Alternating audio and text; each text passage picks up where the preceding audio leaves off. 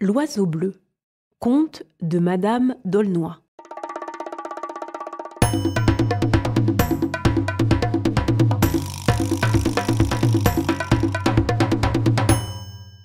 Il était une fois un roi fort riche qui, devenu veuf, s'était remarié et présenta sa fille Florine, qui était belle comme le jour, à la nouvelle reine et à sa fille Truitonne, qu'on appelait ainsi parce que son visage était rempli de taches de rouge comme une truite, et que ses cheveux sales et crasseux et sa peau huileuse la rendaient dégoûtante à voir. Le roi dit un jour à la reine que Florine et Truitonne étaient en âge de se marier, et qu'il fallait faire en sorte d'en donner une au premier prince qui viendrait à la cour.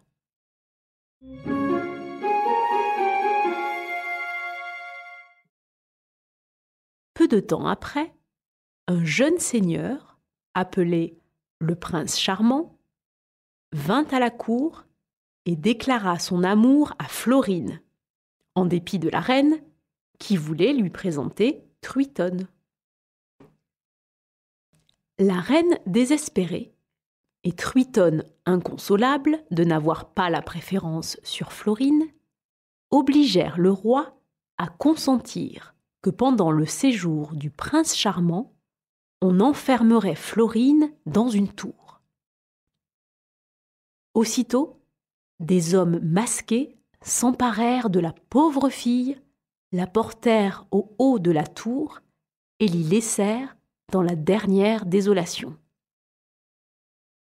Un jeune seigneur de la suite du prince charmant, touché de compassion pour Florine, obtint d'une servante qu'elle ferait venir Florine à la fenêtre de la tour pour causer avec son maître. Mais la reine, instruite par la confidente même, fit mettre à la fenêtre Truitonne voilée, et le prince charmant, trompé, lui donna sa bague comme gage de sa foi.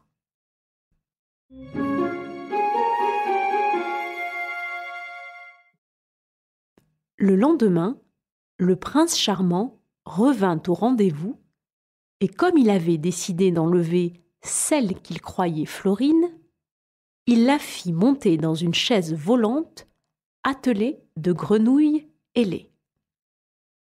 Il lui jura une fidélité éternelle et, sur sa demande, la conduisit chez sa marraine, la fée Souciot.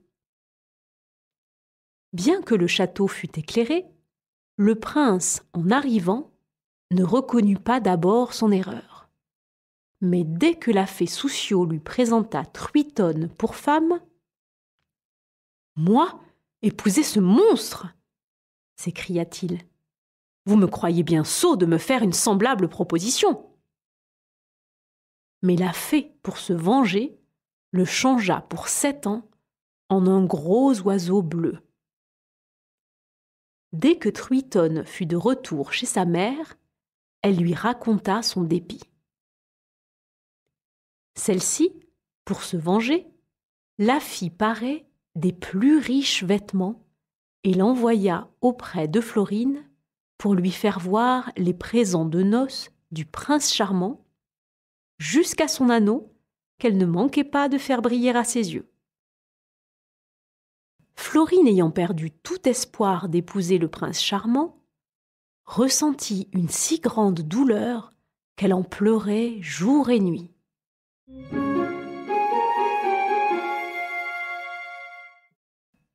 Un soir, s'étant mise à la fenêtre, elle vit paraître un charmant oiseau bleu qui voltigeait près d'elle et qui revint plusieurs nuits de suite pour lui apporter les plus beaux bijoux.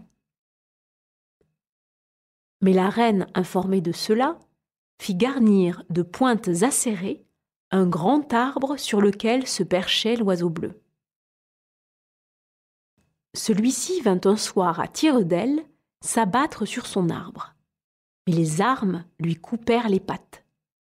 Il tomba tout sanglant au pied de l'arbre et fut recueilli par un enchanteur qui le cherchait depuis longtemps. La pauvre Florine, privée de la visite de l'oiseau bleu, était inconsolable.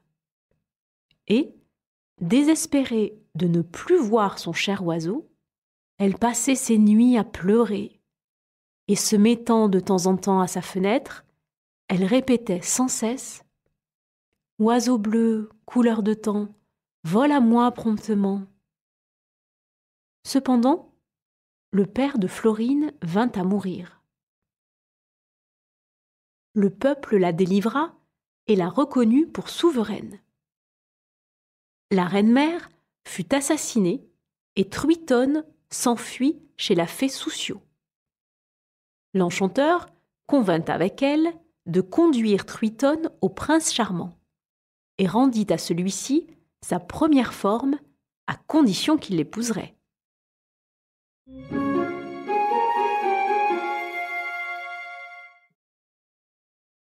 Florine déguisée partit à la recherche du prince charmant.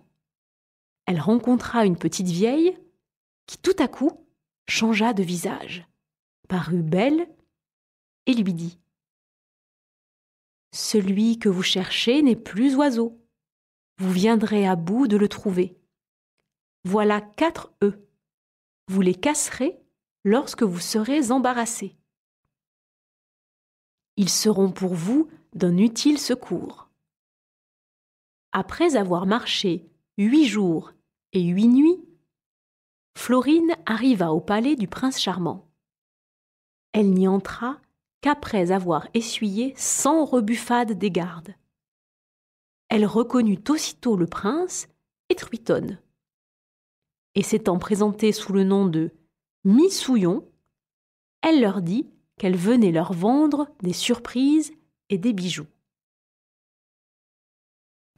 Le lendemain, Florine fit sortir d'un œuf une petite voiture qu'elle donna à Truitonne à condition qu'elle la laisserait coucher dans le cabinet des échos, voisin de la chambre du prince. Un autre jour, elle lui donna un pâté, à la même condition.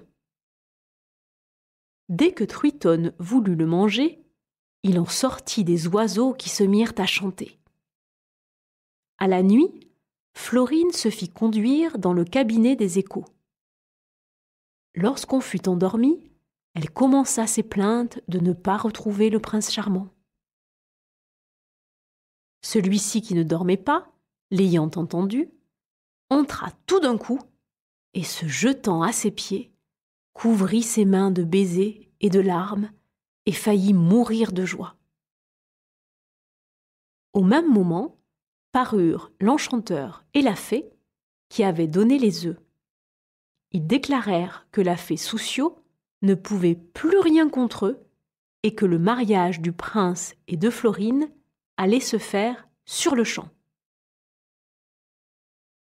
Truitonne voulut s'y opposer, mais la fée la changea en truie et elle s'enfuit en grognant dans la basse-cour.